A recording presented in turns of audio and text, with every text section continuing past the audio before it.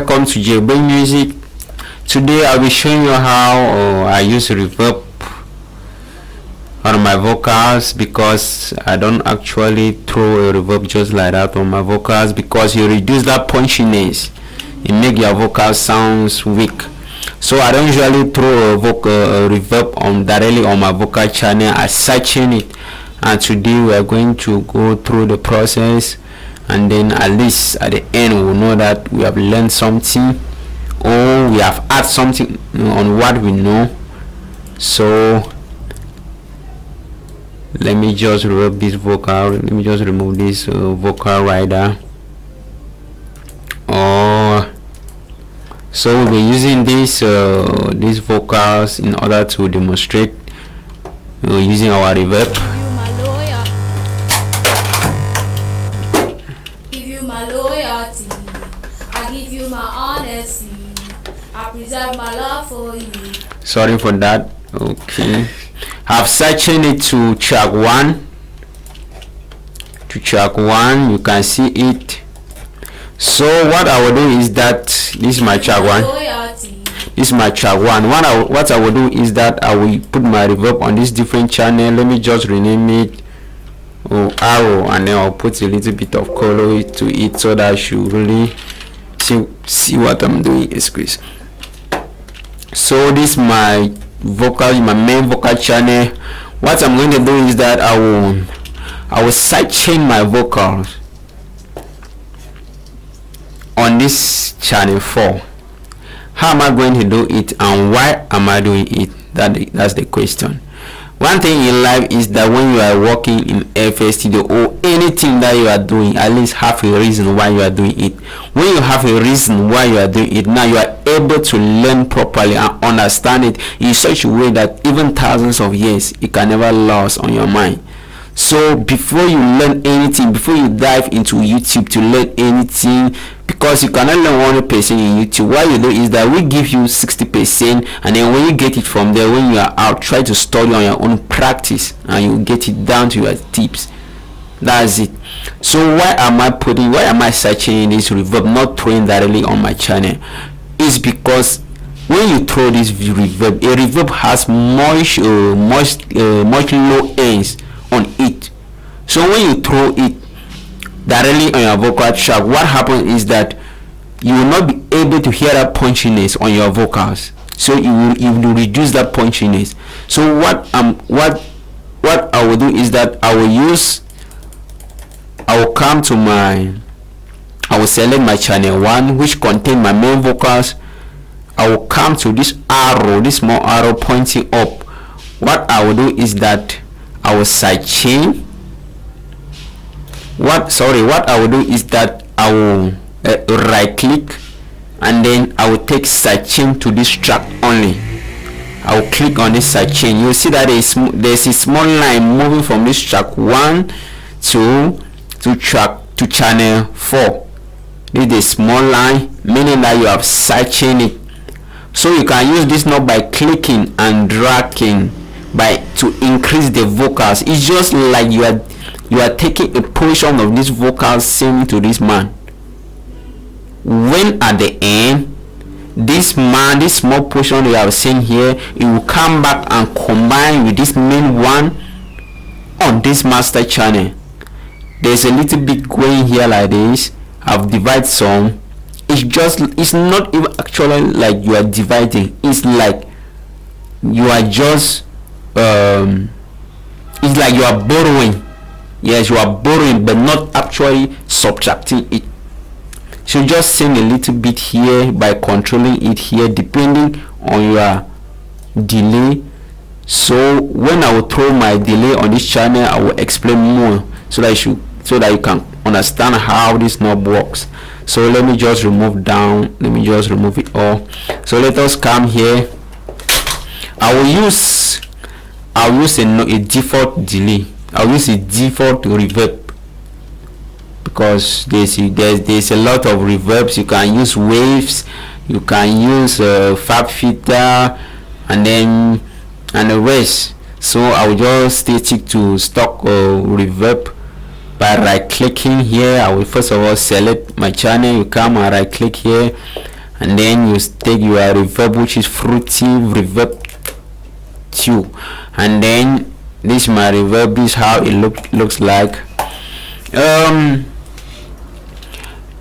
What the way I will explain this reverb, I will just pay attention to various knobs that I will use, and then if you want to go deeply in how to use any knob here, at least every knob, you should know how to manipulate it. I also have a video for that. So let us continue our focusing video. Let me see. So what I will do is that I will come to my dry. This is my dry knob, the weight. What I will do is that I will reduce this man down, or this man down, or I will right click on this man. I will take reset. We move up. What I will do is that this high cut and low cut, this knob and this knob, they're like EQ, but not actually like the EQ which work on reverb. So what I will do is that since a reverb has a lot of low ends, I will cut it. Let me see, up to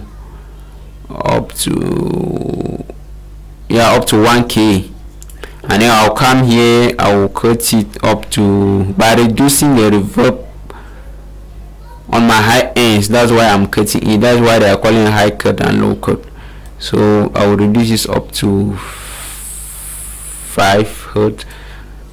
So on my bass I can reduce my bass, and then on my sides I'll tune it all, because I want to have that large reverb. You can see the size here. Sorry, yeah, you can see the size here. So now listen to what is happening here on my vocals. Give you my loyalty, I give you my heart. This channel is not active. Why? Because I've reduced my vocals here. I've reduced this knob down to 0. So I'll be increasing it a bit by a bit so that you should understand what is happening. Honestly, I preserve my love for you. No matter what you see in me, I give you my loyalty, I give you my honesty. I preserve my love for you. No matter what you see in me. Okay, you can listen the vocals. When I'm increasing this knob, it sounds like the man is singing inside the hall. The more I'm increasing, so I want you to understand the concept behind this. In your vocals, I've not thrown my reverb directly on my vocals channel, because I don't want my reverb to sit directly on my vocals, because it will reduce my punchiness and add more muddiness on my vocals. So I'm searching it because I want my reverb to sit behind my vocals, thereby blending it with my beat, keeping my punchiness on my vocals the same. So in another concept, you will discover that the way I treat my reverb is like because let me say my vocals, this is bridge 1, my reverb is bridge 1. That is in my vocals is bridge 1, my beat is bridge 2, my vocals is bridge 3, and my reverb is bridge 3, and my reverb needs to sit in between my vocals and the beat, thereby joining them together so that it should function like a whole song. It should not be like I create the beat in Cameroon and then the person record the vocals in USA. So by adding the reverb, you should blend the vocals with the beat correctly. That's the essence of side tuning. That's why I side tune my vocals. That's how I see the way reverb function. So now, why am I showing you this knob? There's some beats that when they create them, there's a lot of reverb on it, which they're sounding on a background. So you have to use this knob when you are tuning it, be listening whether your vocals is blending with the beat, or your vocals is really feeling like I'm inside the beat. So when you play it, be tuning it and be listening whether your vocals will be blending with the beat a little bit, when you discover that vocals is blending with the beat correctly, you move it back a little bit and stop. But the question is, there are some points that I usually consider my vocals, my reverb. I usually consider my vocals and the beat, which they must sit together. This is my little secret. So when I'm tuning it, it falls between the looking in here at this point.